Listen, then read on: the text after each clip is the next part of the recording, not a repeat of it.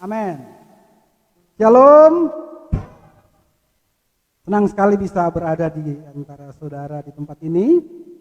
Dan juga buat saudara-saudara yang sedang menyaksikan live streaming di Facebook. Mari kita bersama-sama mendengarkan kebenaran firman Tuhan pada pagi hari ini yang terambil di dalam Matius 7 ayatnya yang ke-21 sampai ke-23. Mari kita membuka di dalam Matius 7 ayat 21 sampai dengan ayatnya yang ke-23.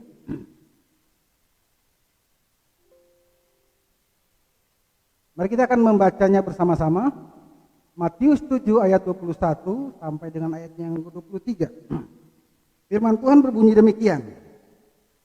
Bukan setiap orang yang berseru kepadaku Tuhan, Tuhan akan masuk ke dalam kerajaan surga, melainkan dia yang melakukan kehendak Bapakku yang di surga. 22. Pada hari terakhir banyak orang akan berseru kepadaku, Tuhan, Tuhan, bukankah kami bernubuat demi namamu dan mengusir setan demi namamu dan mengadakan banyak mujizat demi namamu juga. 23.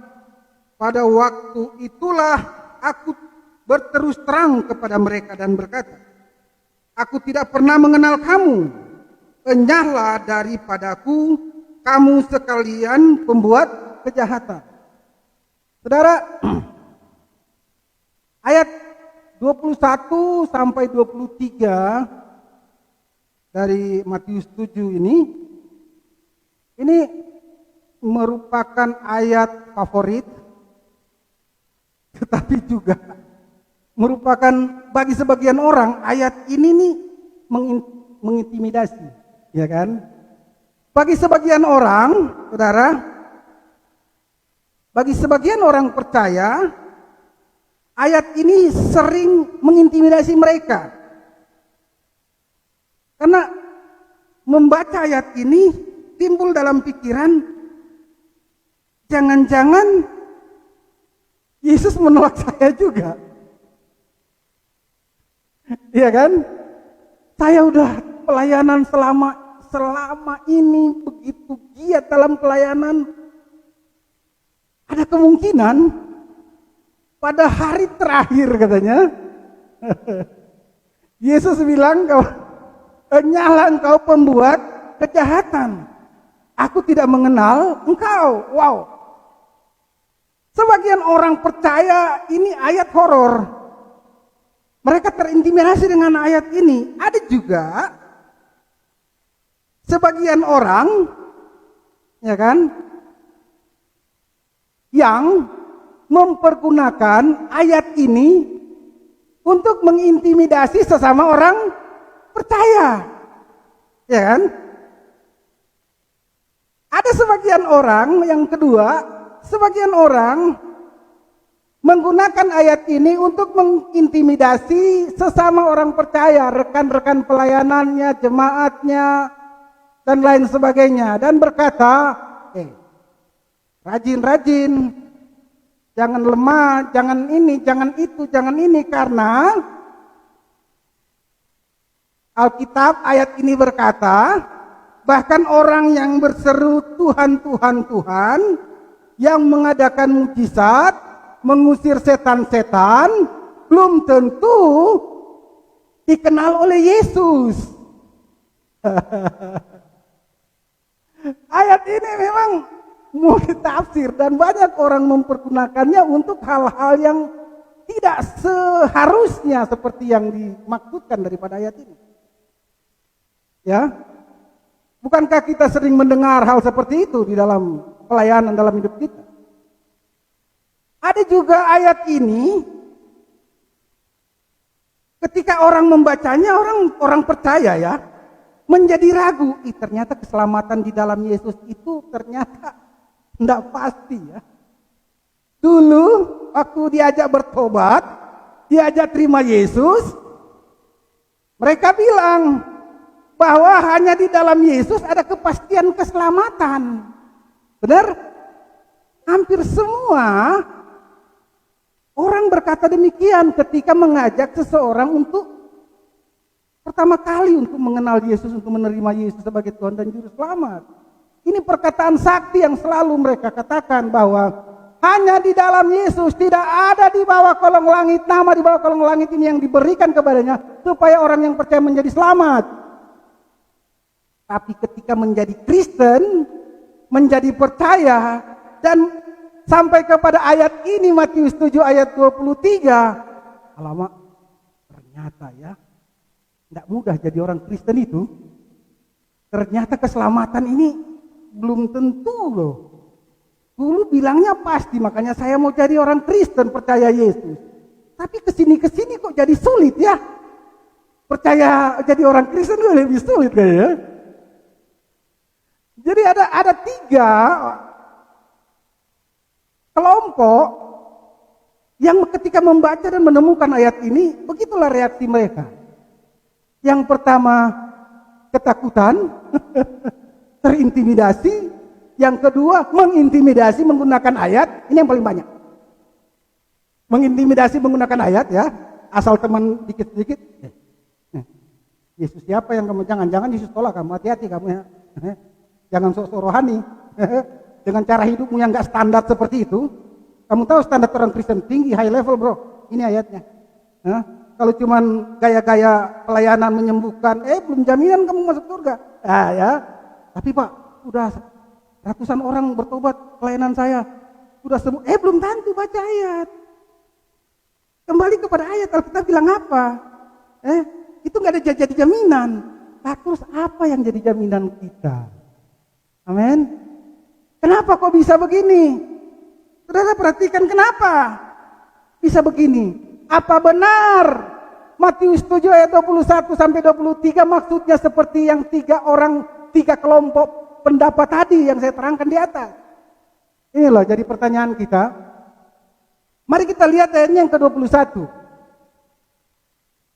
Jika kita tidak mengerti maksud daripada tulisan ini, maka kita akan mengartikannya sesuka hati kita.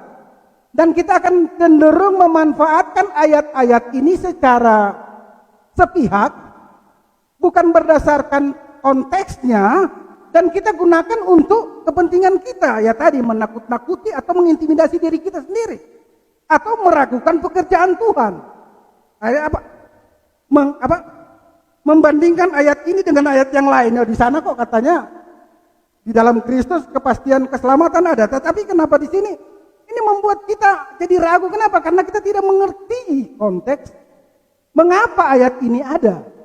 Mari kita kembali ke ayat yang ke-21. Di sana dikatakan begini. Bukan setiap orang yang berseru kepadaku, Tuhan, Tuhan, akan masuk ke dalam kerajaan surga. Melainkan dia yang melakukan kehendak Bapa katakan 1, 2, 3 melakukan kehendak Bapa di surga. Saudara, kalau kita lihat siapa sebenarnya mereka saat itu ketika Yesus maksudkan dengan perkataan ini? Siapakah mereka saat itu yang berseru Tuhan, Tuhan? Oke. Ayat 23 juga di sana dikatakan. Orang yang berseru Tuhan, Tuhan, mereka yang pada waktu itu juga menyembuhkan, mereka yang pada waktu, coba ayat 23. Ayat 23 begini, ayat 22. Mereka yang berseru Tuhan, Tuhan, mereka yang bernubuat demi nama Tuhan, mereka yang mengusir setan demi nama Tuhan, mereka yang mengadakan banyak mujizat demi nama Tuhan. Siapakah mereka yang dimaksud Yesus pada saat itu 2000 tahun yang lalu?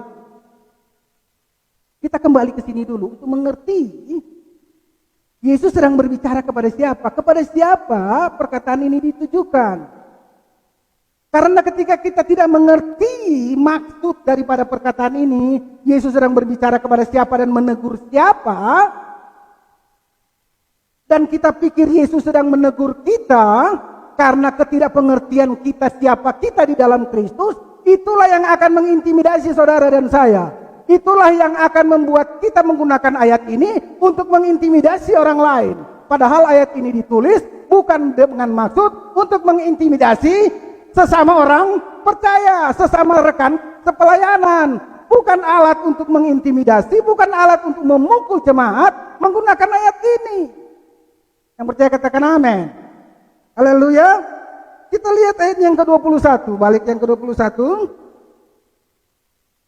Bukan setiap orang yang berseru-seru kepada aku Tuhan, Tuhan. Siapakah mereka ya saat itu yang berseru Tuhan, Tuhan? Bukan murid-murid. Siapa? Yaitu para imam, para pengajar hukum Taurat pada saat itulah pendengar, itulah sasaran Yesus berbicara kepada mereka. Para imam-imam itu di Bait Allah mereka juga menyembuhkan. Ketika ada orang kusta sakit, ada orang sakit, mereka datang dan kepada imam-imam itu untuk disembuhkan. Ya.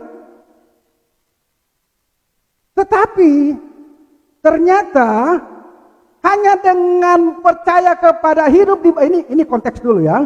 Hanya Yesus mau bilang begini kepada mereka di ayat 21. Dengar. Kalian berseru kepada Tuhan, kalian melakukan banyak mujizat, kalian melakukan banyak ayat 22 tadi, bernubuat dan mengusir setan-setan demi nama Tuhan.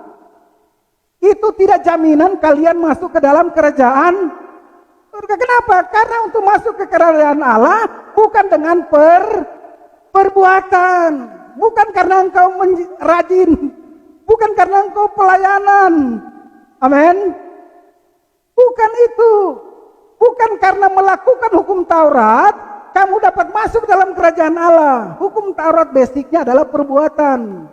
Amin. Perbuatan kita untuk menyenangkan Tuhan. Tetapi ketika Kristus datang, dia memperkenalkan hal yang benar-benar baru buat bangsa Israel ketika itu. Bahwa soal keselamatan itu bukan dengan perbuatan. Yang percaya katakan amin. Keselamatan kerajaan Allah, kerajaan surga, untuk masuk ke dalam kerajaan surga itu bukan karena usaha dan pekerjaan kita. Bukan karena semua perbuatan-perbuatan dan tindakan-tindakan kerohanian seperti pelayanan, usir setan, mujizat dan lain-lain, bahkan menggunakan nama Tuhan sekalipun, dan itu benar-benar terjadi. Tapi kok terjadi ya Pak ya? Ya. Ketika di mana kita berseru atas nama Tuhan, ada sesuatu terjadi di sana. Tuhan membela firman-Nya, bukan membela pengajarnya yang salah itu. Amin. Ketika ada orang memberitakan Injil, ya pasti ada sesuatu terjadi. Bukan karena orang itu, tetapi karena Injil itu sendiri yang berkuasa. Amin. Untuk menyembuhkan, untuk menyelamatkan. Haleluya. Saudara, Yesus di sini mau katakan kepada para pengajar-pengajar itu bahwa keselamatan untuk urusan kerajaan Allah, kerajaan surga itu bukan tentang perbuatan. Amin. Tetapi di sini dikatakan Bapak, melainkan Dia yang melakukan kehendak Bapakku yang di surga. Pertanyaannya, apa kehendak Bapa di surga? Ya kan? Nanti kita lihat kenapa kok mereka ditegur keras waktu itu. Perhatikan baik-baik, mari kita lihat apa kehendak Bapa di surga. Mari kita buka di dalam Yohanes 6 ayat 28 dan 29. Yohanes 6, 28 dan 29 dulu. Yohanes 6, 28 dan 29 bunyi begini. Mari kita baca 1, 2, 3.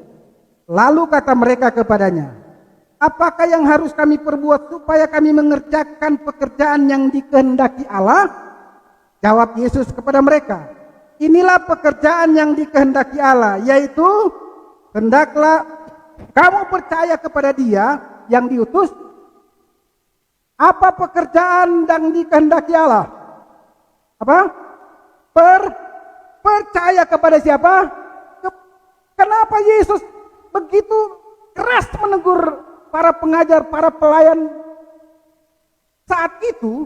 Kenapa? Karena mereka fokus kepada perbuatan untuk berkenan kepada Allah.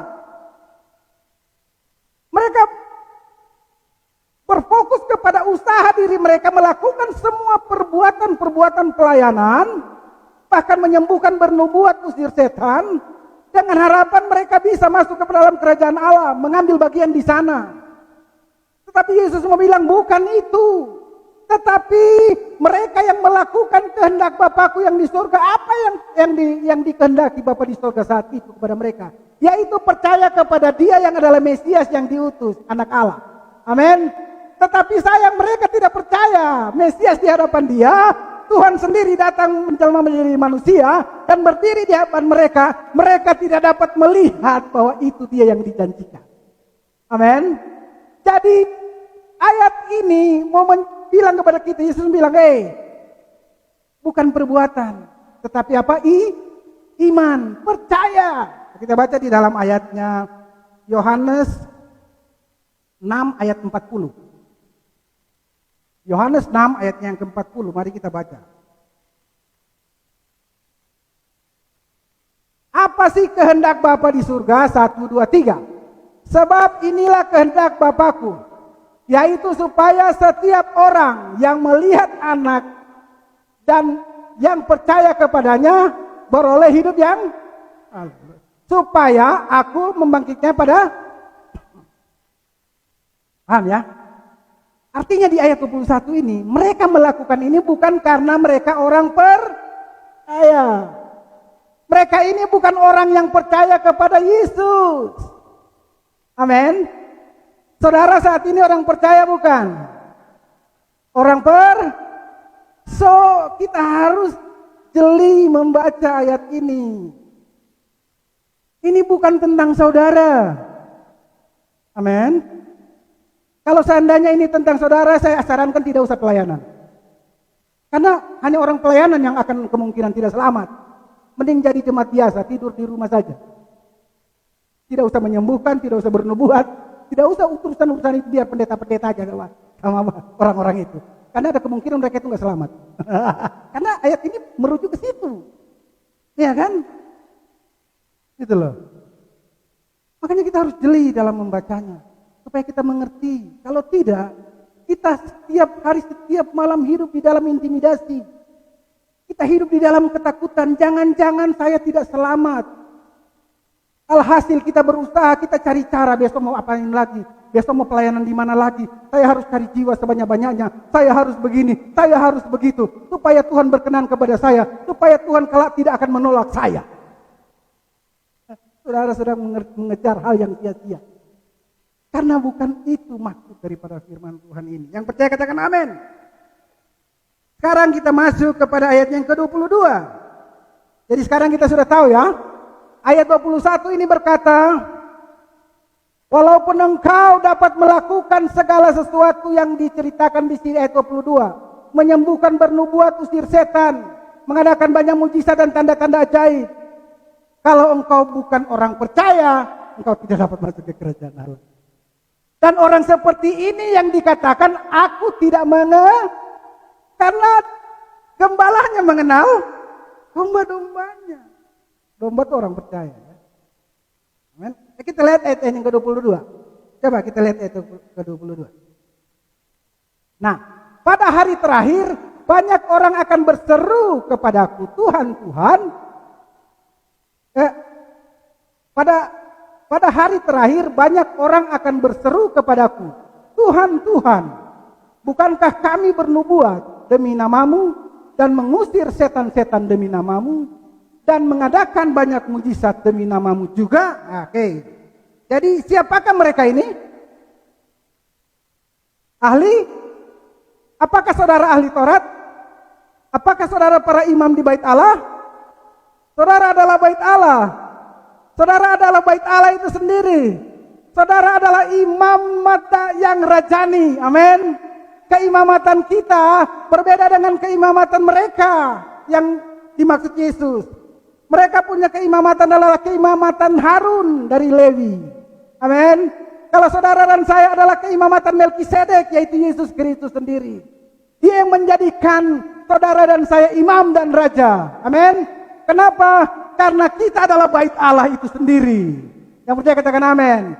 Keimamatan Lewi dan Harun itu mereka bekerja dan melayani di bait Allah yang dibuatkan oleh tangan manusia. Yang hari ini sudah tidak ada lagi. Amin. Yang diruntuhkan oleh Yesus sendiri. Tetapi saudara, pelayanan saudara dan saya adalah pelayanan yang jauh lebih mulia dari keimamatan Lewi itu. Haleluya. Kenapa? Karena kita keimamatan Yesus Kristus sendiri. Dia yang menjadikan kita imam dan raja supaya kita dapat melayani di bait Allah. Mana bait Allah? Di sini. Amin. Yesus ada di mana? Di bait Allah. Di mana tuh bait Allah? Di sini. Amin. Jadi keimamatan kita bukan soal keluar melakukan banyak mujizat itu. Itu buah, itu hal biasa bagi orang yang ada di dalam Kristus. Karena itu adalah hal yang mengikuti. Amin. Itu hal mujizat-mujizat itu mengikuti orang percaya. Ketika dia diperhadapkan dengan penginjilan, dengan pelayanan, maka itu akan muncul mengikuti dia. Kenapa? Karena kebenaran. Bukan karena dia. Yang percaya katakan amin. Jadi fokus kita bukan itu. Bukan mujizat, bukan nubuat, bukan tanda-tanda ajaib. Haleluya. Bukan menyembuhkan orang fokus kita. Tetapi fokus kita adalah melayani Yesus yang ada di dalam sini. Yaitu apa? Dengan mempercayai dia. Mempercayai setiap perkataannya. Bertumbuh di dalam pengenalan akan dia. Yang percaya katakan amin. Ketika kita bertumbuh di dalam pengenalan akan dia. Dan Tuhan membuka jalan di dalam pelayanan-pelayanan seperti yang terdapat di dalam ayat 22. Saudara tidak perlu saudara datang. Cukup satu patah kata saja. Amin. Cukup lewat telepon saja.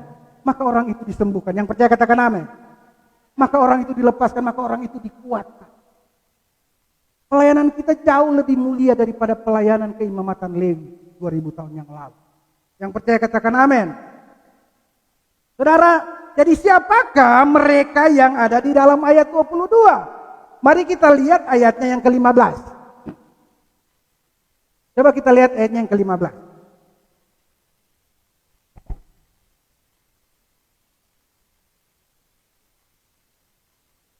Matius 7 ayatnya yang ke-15.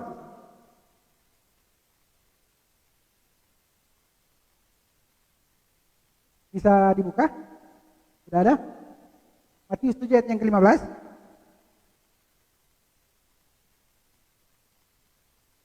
Waspadalah terhadap siapakah mereka yang ada di ayat 22 itu? Ternyata di pandangan Yesus mereka adalah wow, kok bisa palsu? Kenapa? Karena ternyata mereka bukan orang yang percaya kepada Yesus. Amin. Namun mereka melakukan pekerjaan-pekerjaan yang juga Yesus lakukan. Amin. Jadi yang benar itu adalah pelayanan berdasarkan iman. Berdasarkan pelayanan berdasarkan kita mempercayai Yesus. Yesus yang di dalam kita, yang bekerja melalui kita dan kemudian keluar itu semua. Yang percaya katakan amin. Bukan yang datang dari diri sendiri. Amin. Bukan dengan usaha sendiri. Di sini kadang-kadang ya waktu itu sih bisa. Karena memang mereka sejak dalam perjanjian lama mereka diberi otoritas itu. Tetapi ketika Yesus datang, hal ini sudah dia mau bilang bahwa ketika Yesus datang dia bilang praktek-praktek yang lama ini segera akan selesai. Dan kita akan masuk kepada sistem pelayanan yang baru. Amin. Itulah maksud Yesus. Bahwa praktek-praktek pelayanan perjanjian lama di bawah hukum Musa itu akan segera berakhir dan mulai sekarang kita masuk ke dalam pelayanan perjanjian yang baru.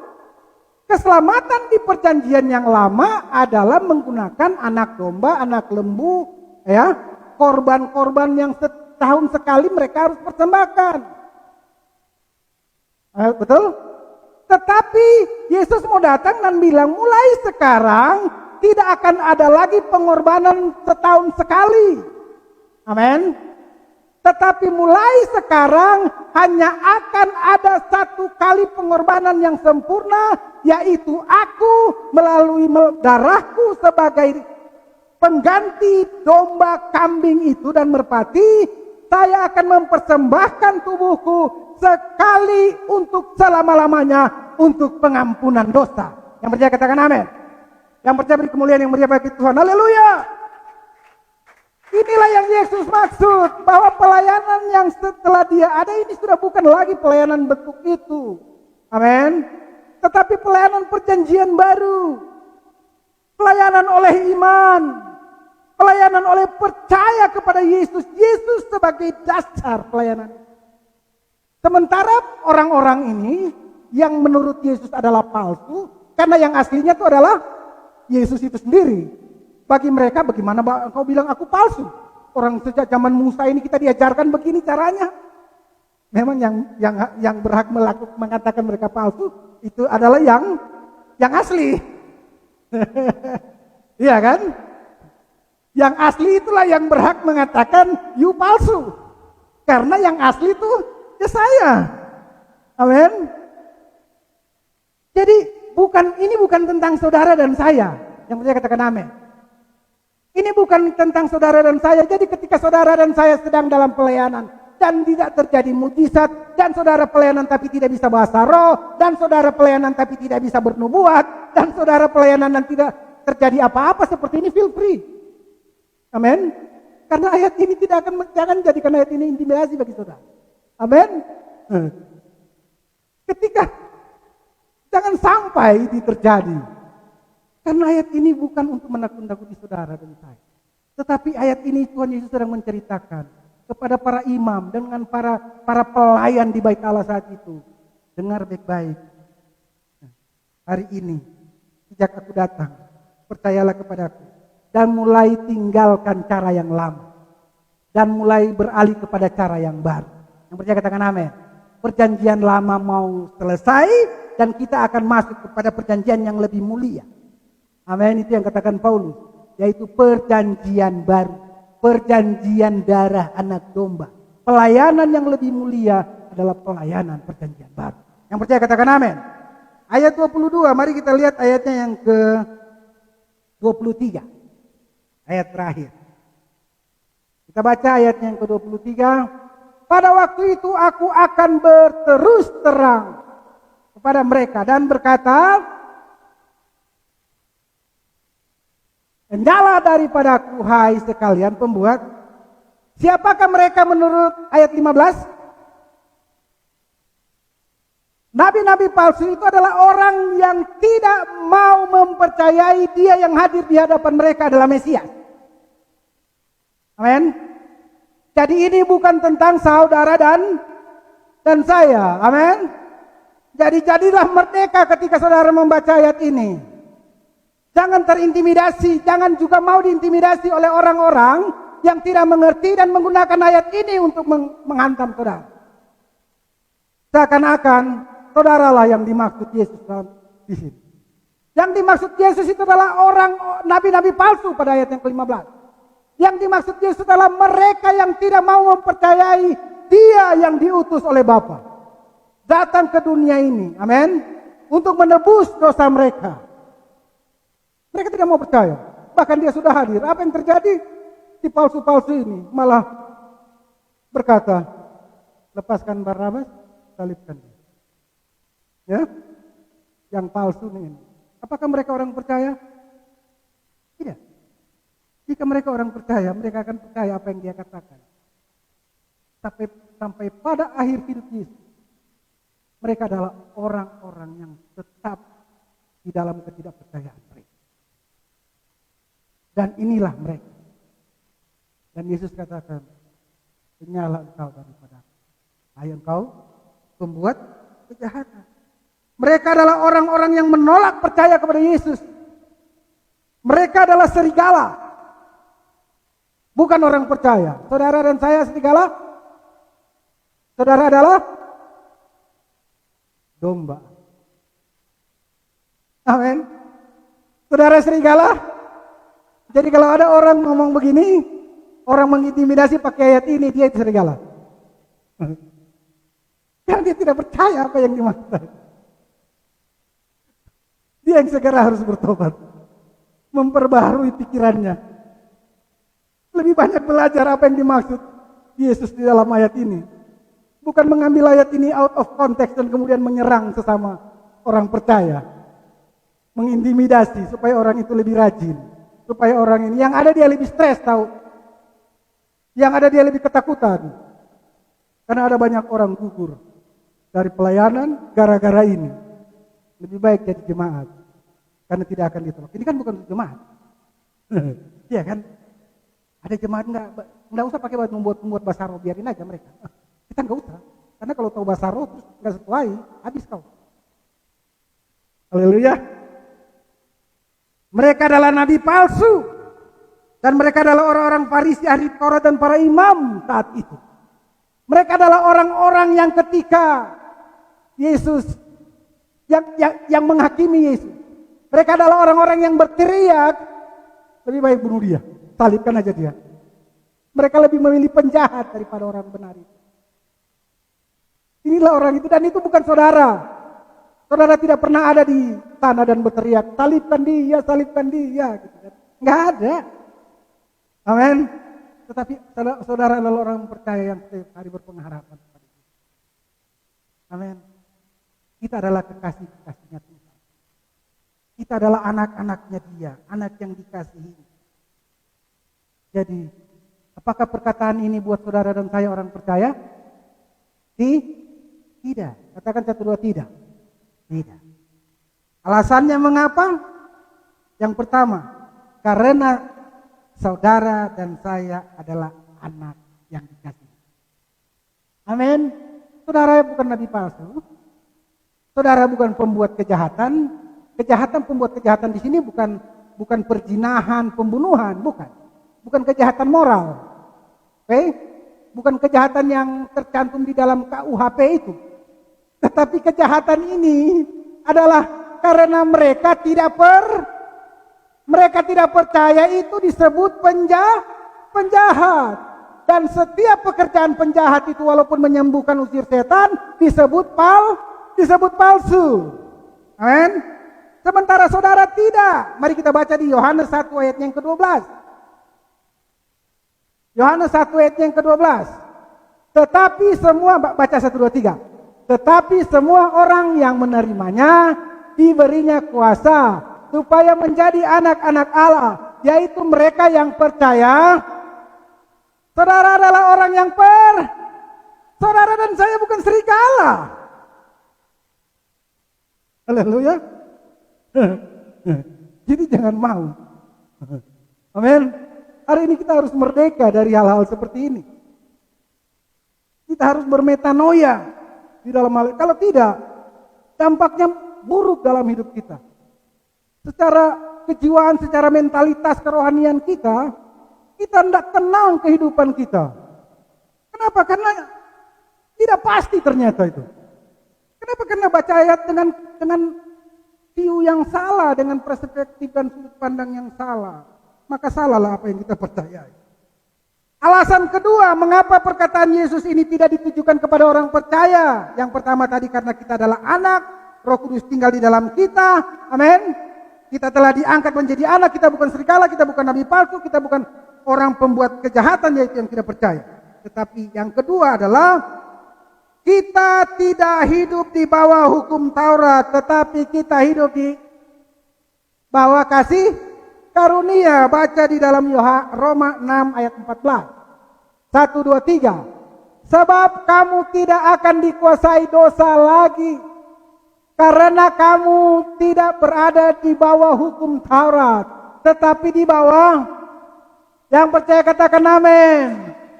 Di bawah kasih karunia. Mungkin saja kita lemah. Hidup di bawah kasih karunia Allah.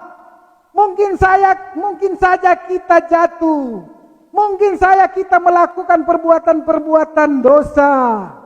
Tetapi di bawah kasih karunia, Tuhan tidak akan berkata, "Nyala engkau pembuat kejahatan, maaf, aku tidak tahu kamu." Tidak akan ada perkataan itu. Yang percaya katakan amin. Mengapa demikian? Ada tambahan satu ayat. Coba satu ayat tambahin Roma 8 ayat 1. Roma 8 ayat 1. Saudara, di bawah hukum Taurat, saudara harus berusaha dengan kekuatan saudara sendiri untuk menyenangkan Tuhan. Mereka tidak percaya Yesus. Mereka dengan cara itu bisa menyembuhkan, bisa bernubuat, bisa usir setan. Tetapi saudara dan saya, kita tidak pernah ada di sana. Amin. Kita 2000 tahun setelah hukum Taurat itu digenapi. Kita tidak pernah berada di bawah hukum Taurat. Sesungguhnya saudara dan saya lahir di bawah kasih karunia. Kita lahir di zaman kasih karunia. Kita tidak pernah bersentuhan dengan hukum Taurat. Kita tahu hukum Taurat itu dari Alkitab, Perjanjian Lama. Yang percaya katakan amin. Makanya bersukacitalah saudara. Jangan ada orang mau membawa-bawa kita ke yang sebenarnya tidak pernah kita berada di sana. Amin. Yesus juga menggenapinya. Hukum Taurat itu berlaku cuma sampai pada zaman Yohanes. Setelah itu kasih karunia. Amin. Baca dulu. Mari baca 1, 2, 3. Demikian sekarang tidak ada penghukuman bagi mereka yang ada di dalam. Siapa yang ada di dalam Kristus Yesus? Yaitu mereka yang percaya kepada Dia. Kita bisa salah, bisa lemah, bisa marah, bisa. Tetapi karena kita tidak dibawa hukum Taurat, tetapi kita dibawa kasih karunia, perhatikan baik-baik.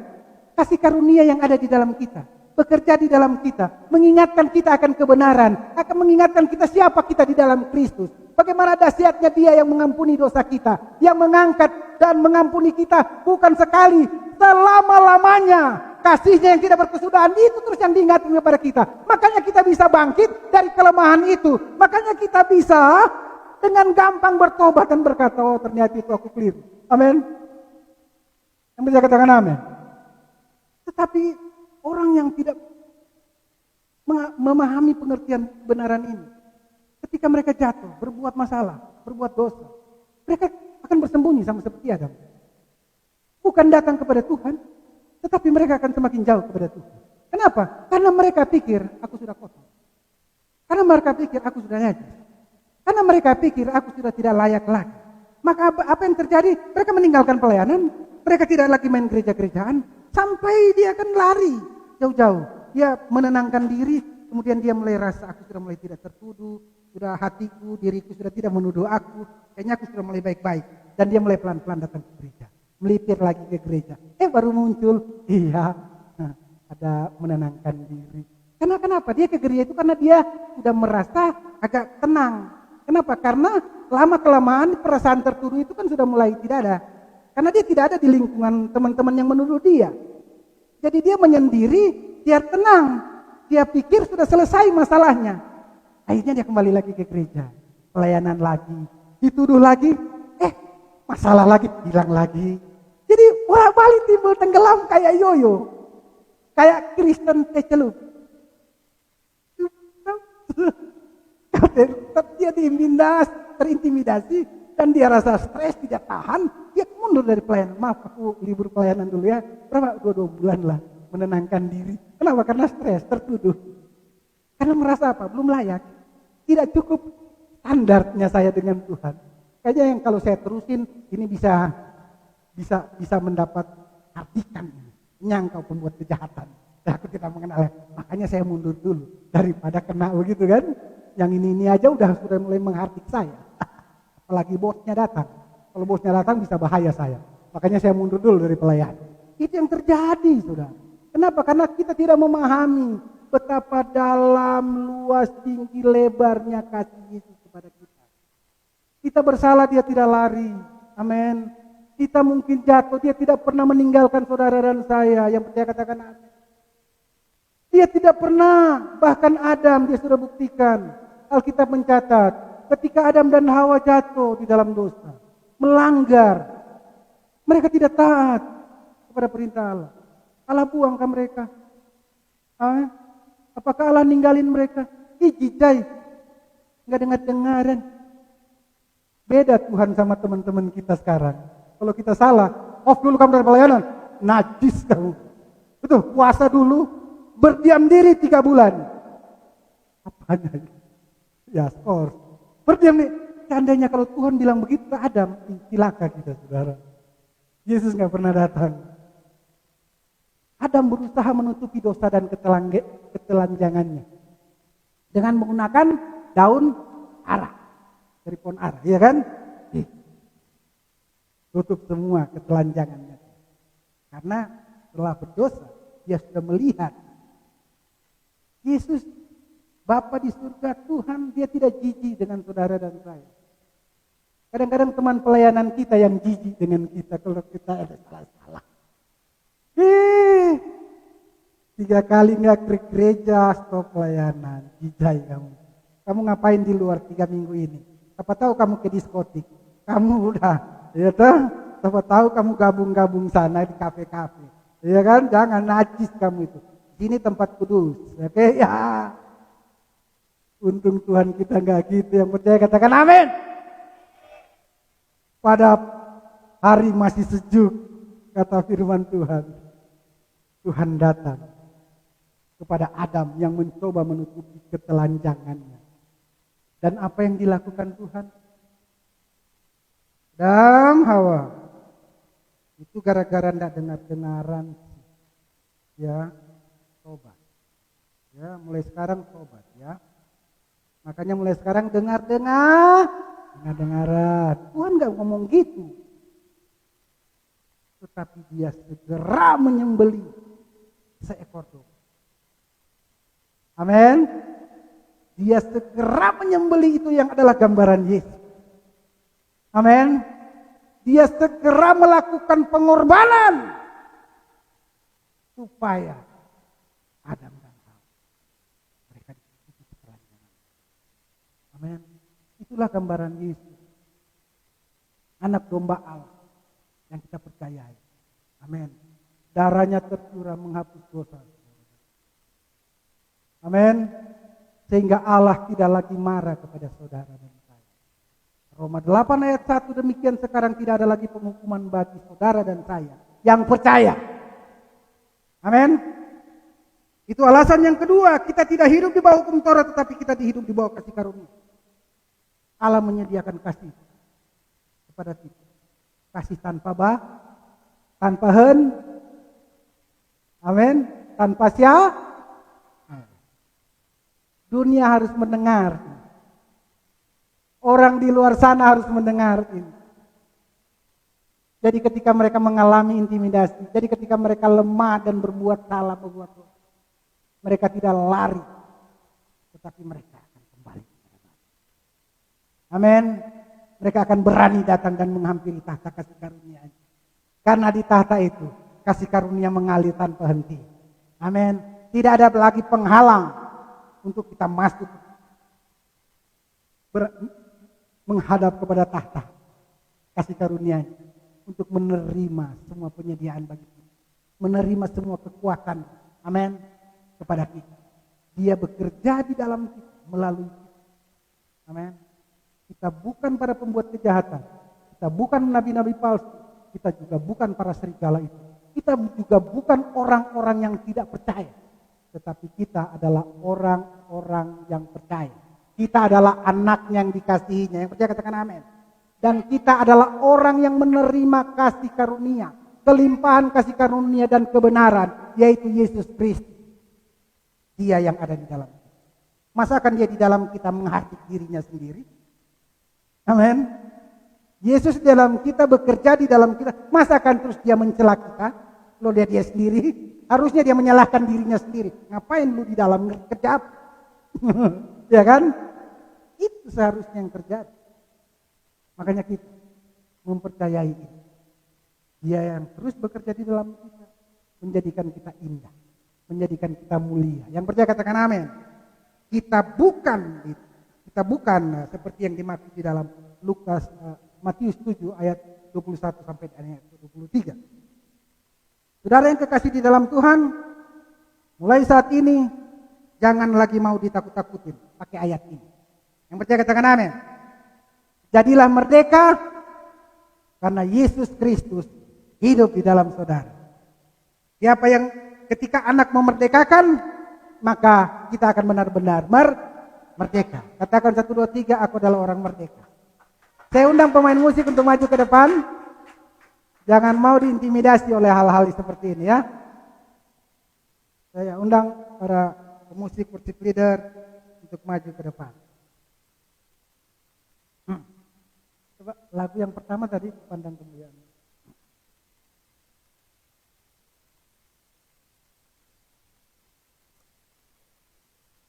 Saudara yang kekasih di dalam Tuhan, mari kita berdoa. Haleluya. Bapa di dalam surga, terima kasih buat kebenaran yang memerdekakan kami pada pagi hari ini. Terima kasih Bapa. Kami adalah anak-anak yang dikasihi. Kami adalah orang-orang yang dikenal oleh karena pengorbanan darah Yesus, oleh karena Kristus itu sendiri. Kami adalah orang-orang yang dilimpahi kasih karunia demi kasih karunia. Kami adalah orang-orang yang dibawa dari kasih karunia kepada kasih karunia, yang bertumbuh di dalam kasih karunia. Terima kasih Bapa. Kau memberkati setiap telinga-telinga yang mendengar. Biarlah kami mengalami metanoia. Kami dimerdekakan, kami dibebaskan dari beban-beban yang ditaruh ke pundak kami, yaitu kebenaran-kebenaran palsu, yaitu kebenaran-kebenaran yang tidak benar. Terima kasih Tuhan. Hari ini Kristus ada di dalam kami, yang memerdekakan kami. Kami mengucap syukur Bapa. Terima kasih. Memberkati setiap orang yang mendengarkan, baik yang ada di sini maupun yang menyaksikan melalui live streaming. Dengar baik-baik. Engkau adalah orang-orang yang dikasihi oleh Tuhan. Engkau adalah anak-anak yang sangat dicintai. Engkau ada di dalam gendongannya. Engkau ada di dalam pelukan kasihnya. Terimalah kasihnya. Hiduplah di dalam kasihnya. Dia mengasihi engkau dengan nyawanya. Dia telah mengorbankan hidupnya karena saudara dan saya begitu berharga. Dengar, dia tidak akan membuang saudara. Dia tidak akan menolak saudara. Tuhan tidak jijik dengan dosa saudara. Tuhan tidak takut dengan keberdosaan saudara. Justru dia mau datang menyelamatkan dan mengangkat saudara dari sana, supaya saudara bisa hidup di dalam kelimpahan kasih karunia dan kebenarannya. Kalau Tuhan jijik sama dosa saudara, dia tidak mati dan menanggungnya. Justru karena dia sangat mengasihi saudara dan saya. Hari ini bertumbuhlah di dalam kasih karunia-Nya. Jangan bertumbuh di luar itu, saudara akan terintimidasi. Tetapi di dalam kasih-Nya, saudara akan diterima. Saudara dilayakan. Saudara diangkat. Saudara dikasihi dan dipeluk oleh Dia. Oleh Bapamu, oleh Bapa kita di surga. Haleluya.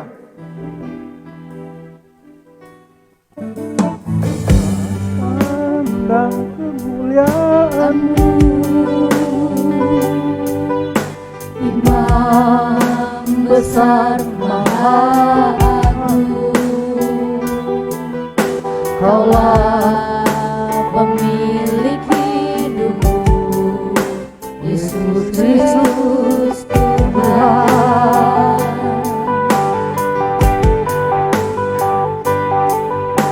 Sujud di depan tahta-Mu, taklukkan seluruh diriku di dalam tangan-Mu. Tangan-Mu penuh, Yesus Kristus Tuhan. Tuhan.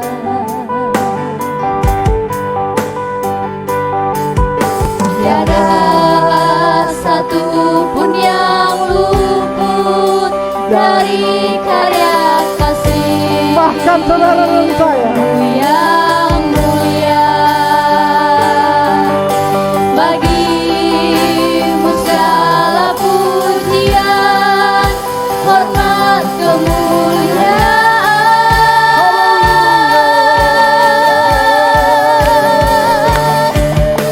Engkau Tuhan ku tinggikan, yang bangkit dan menang, Yesus Kristus Tuhan.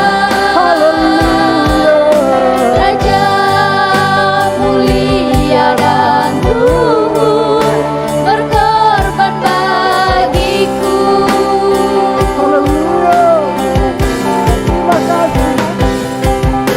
Maka jiwaku memuja, menyembah Sang Raja, Yesus Kristus Tuhan. Kekal sempurna kuasa-Mu, agunglah karya-Mu. Yesus Kristus Tuhan. Bapa, terima kasih. Pengorbananmu sekali untuk selama-lamanya bagi kami.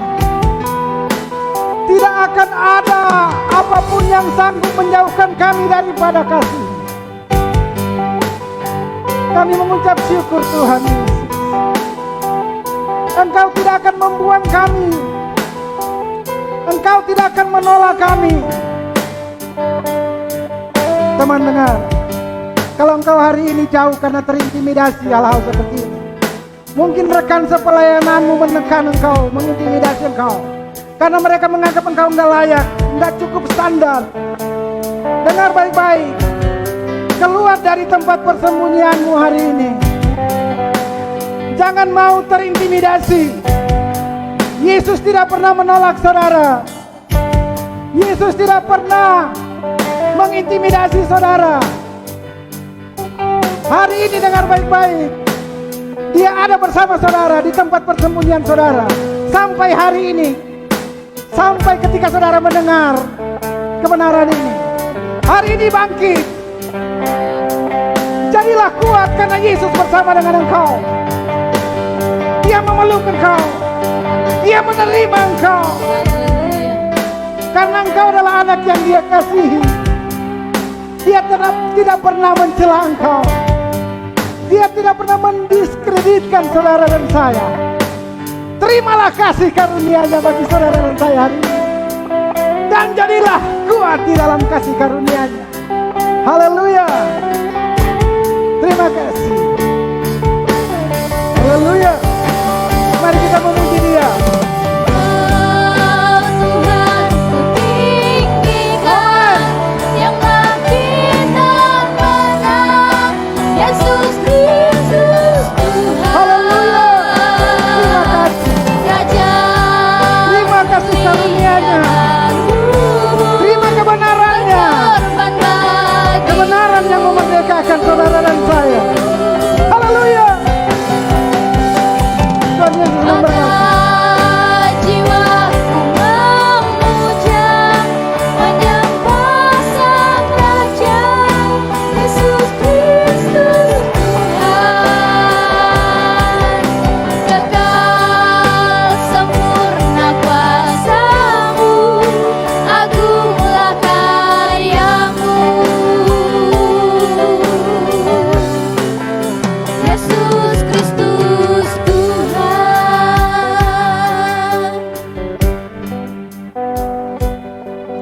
Haleluya, Yesus Kristus Tuhan memberikan kemenangan dalam hidup kita, amin.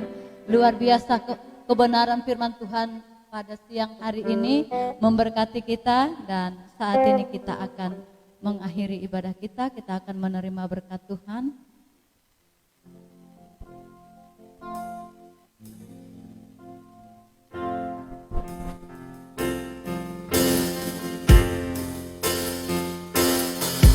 Besaranmu, jemaat saya mengajak kita untuk berdiri. Setelah pujian ini dinaikkan, saya serahkan kepada